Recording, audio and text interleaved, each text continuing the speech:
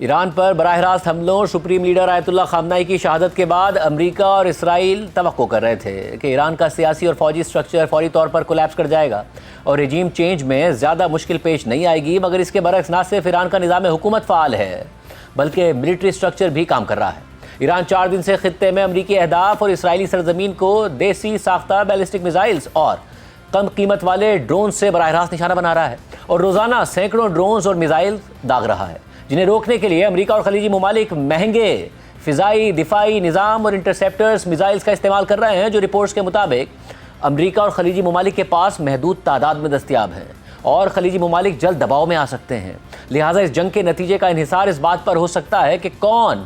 زیادہ دیر تک میدان جنگ میں ٹکا رہتا ہے اور پہلے کون سے فریق کے پاس ہتھیاروں اور میزائلز کا ذخیرہ ختم ہو جاتا ہے۔ ایران اپنے میزائل پروگرام کو دشمنوں کے خلاف ڈیٹرنس کے حوالے سے ریڑھ کی ہڈی قرار دیتا ہے۔ ایران کے پاس محدود رینج کے ساتھ ساتھ دور تک مار کرنے والے میزائلز کے ذخائر موجود ہیں اور ڈرونز کی بھی بڑی تعداد موجود ہے۔ الجزیرہ کے مطابق ایران کی میزائل فورس کو دفاعی تجزیہ کار مشرق وسطیٰ کی سب سے بڑی اور مختلف صلاحیتوں والی فورس قرار دیتے ہیں، جو بیلسٹک اور کروز میزائلز پر مشتمل ہے، اور یہ اس طرح ڈیزائن کی گئی ہے کہ جدید ایئر فورس کے بغیر بھی ایران کو اسرائیل اور امریکی اہداف تک رسائی فراہم کرے۔ ایران کے طویل ترین فاصلے تک مار کرنے والے بیلسٹک میزائل 2000 کلومیٹر سے 2500 کلومیٹر تک سفر کر سکتے ہیں۔ اس کا مطلب ہے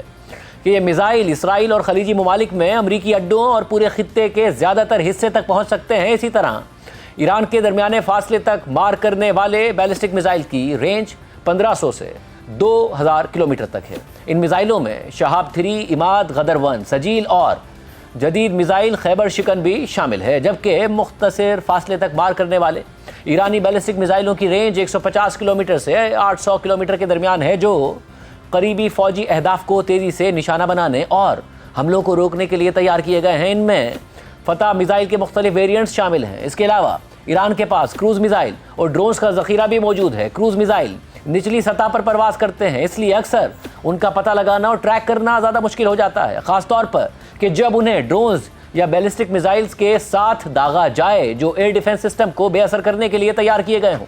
اسی طرح ڈرونز ایرانی افواج کے لیے دشمن پر دباؤ بڑھانے کی ایک اور لیئر فراہم کرتے ہیں۔ یہ میزائل سے سست رفتار ہوتے ہیں لیکن سستے اور بڑی تعداد میں آسانی سے داغے جا سکتے ہیں اور جھنڈ کی شکل میں کئی بار داغے جا سکتے ہیں، تاکہ ایئر ڈیفنس سسٹم کو تھکایا جا سکے اور ایئرپورٹس، پورٹس اور انرجی سائٹس کو منٹوں تک نہیں بلکہ گھنٹوں تک مسلسل مصروف رکھا جا سکے۔ رپورٹ کے مطابق ایران کے پاس موجود میزائلز کی تعداد بہت اہمیت رکھتی ہے۔ ایران نے سالوں لگا کر اپنے میزائل پروگرام کے کچھ حصوں کو ملک بھر میں زیر زمین سرنگوں، مخفی اڈوں اور لانچ کے محفوظ مقامات کے ذریعے مضبوط بنایا ہے۔ اس نیٹ ورک سے ایران کے مخالفین یہ فرض کرنے پر مجبور ہو گئے ہیں کہ بڑے پیمانے پر پہلے حملے کی لہر کے بعد بھی ایران کے پاس کچھ نہ کچھ صلاحیت باقی رہے گی، جس سے جنگی صورتحال کے طول پکڑنے کے امکانات رہیں گے۔ اس کے علاوہ بلومبرگ کی رپورٹ کے مطابق تنازع کے صرف 3 دن بعد ہی لگ رہا ہے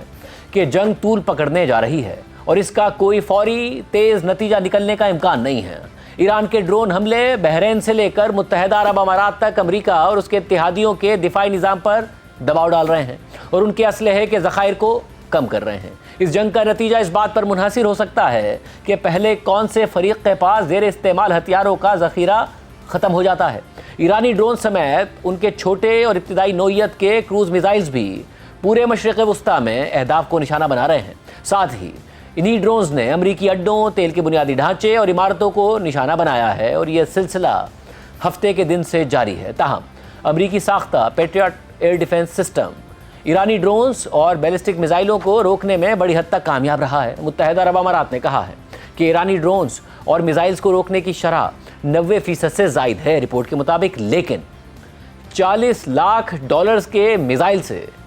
$20,000 کے ڈرون کو تباہ کرنا ایک ایسے مسئلے کو ظاہر کرتا ہے کہ جو یوکرین کی جنگ کے ابتدائی دنوں سے ہی مغربی فوجی منصوبہ سازوں کو پریشان کرتا آیا ہے۔ سستے ہتھیار ایسے وسائل کو ضائع کروا دیتے ہیں کہ جو کہیں زیادہ پیچیدہ خطرات کے لیے بنے ہوتے ہیں۔ اس کا نتیجہ یہ ہوتا ہے کہ ایران اور امریکہ دونوں چند دنوں یا ہفتوں میں ہتھیاروں کی کمی کا شکار ہو سکتے ہیں اور جو زیادہ دیر تک ٹکا رہے گا اسے نمایاں برتری حاصل ہو جائے گی۔ سٹمسن سینٹر تھنک ٹینک کے سینئر فیلو کیلی گریکو کی تجزیے کے مطابق طویل جنگ کو ذہن میں رکھ کر ہتھیاروں کے استعمال کی حکمت عملی ایران کے لیے عملی لحاظ سے معقول لگتی ہے، وہ یہ اندازہ لگا رہے ہیں کہ یہ سلسلہ مسلسل اور دیر تک جاری رہنے سے امریکہ اور خلیجی ممالک کے پاس ایرانی میزائل اور ڈرونز کو روکنے والے میزائل ختم ہو جائیں گے، خلیجی ریاستوں کی سیاسی قوت ارادی ٹوٹ جائے گی اور وہ امریکہ اور اسرائیل پر دباؤ ڈالیں گے کہ میزائل ختم ہونے سے پہلے ہی فوری طور پر جنگ بند کر دیں۔ بلومبرگ کے مطابق ایک اندرونی تجزیے سے ظاہر ہوتا ہے کہ موجودہ رفتار سے پیٹریاٹ میزائلز کا استعمال جاری رہا تو قطر کے پاس 4 دن تک کا ذخیرہ ہے اور قطر نجی طور پر تنازع کو فوری طور پر ختم کرنے پر زور دے رہا ہے۔ تاہم قطر نے اس رپورٹ کی تردید کر دی ہے۔ قطر کے انٹرنیشنل میڈیا آفس نے ایک بیان میں کہا ہے کہ قطر کے پیٹریاٹ انٹرسیپٹر میزائلز کا ذخیرہ ختم نہیں ہوا ہے اور یہ بدستور وافر مقدار میں موجود ہے۔ ایک تجزیے کے مطابق گزشتہ سال اسرائیل کے ساتھ جنگ کے بعد اندازہ لگایا گیا تھا کہ ایران کے پاس تقریباً 2000 بیلسٹک میزائل موجود ہیں، جبکہ امکان ہے کہ ایران کے پاس ڈرونز کی تعداد اس سے کہیں زیادہ ہو۔ یہ ڈرونز اب روس بھی روزانہ سینکڑوں کی تعداد میں تیار کر رہا ہے۔ ایران نے اب تک 1200 سے زیادہ پروجیکٹائل داغے ہیں، جن میں زیادہ تر یہی ڈرونز تھے۔ اس سے ظاہر ہوتا ہے کہ ایرانی زیادہ تباہ کن بیلسٹک میزائلز کو فی الحال محفوظ رکھ رہے ہوں گے۔ اس کے برعکس امریکہ نے غالباً خطے میں اتنے ہتھیار اور ایمونیشن منتقل نہیں کیے کہ جو صدر ٹرمپ کے اندازے کے مطابق 4 ہفتوں تک کی جنگ کے لیے کافی ہو۔ رپورٹ کے مطابق امریکہ اور اس کے علاقائی شراکت دار بنیادی طور پر لاک ہیڈ مارٹن کارپوریشن کے پیٹریاٹ ایئر ڈیفنس سسٹم کو استعمال کرتے ہیں، جو پیک 3 میزائل داغتے ہیں۔ اگرچہ پینٹاگون نے اس میزائل کی پیداوار بڑھانے کی کوشش کی، لیکن 2025 میں صرف تقریباً 600 میزائل ہی تیار کیے جا سکے تھے، اور ہفتے سے جاری حالیہ جنگ سے اب تک مار گرائے گئے میزائل اور ڈرونز کی رپورٹس کی بنیاد پر غالب امکان یہ ہے کہ مشرق وسطیٰ میں ہزاروں انٹرسیپٹر میزائل داغے جا چکے ہیں۔ سعودی عرب اور متحدہ عرب امارات تھاڈ دفاعی نظام بھی استعمال کرتے ہیں، جو فضا میں زیادہ جدید اور تیز رفتار میزائلز کو نشانہ بنانے کے لیے تیار کیا گیا ہے، اور یہ اور زیادہ مہنگا ہوتا ہے، اور اس کے ایک میزائل کو فائر کرنے پر تقریباً $1 کروڑ 20 لاکھ کی لاگت آتی ہے۔ ساتھ ہی ساتھ امریکہ ایسے جنگی طیاروں کو بھی استعمال کر رہا ہے کہ جو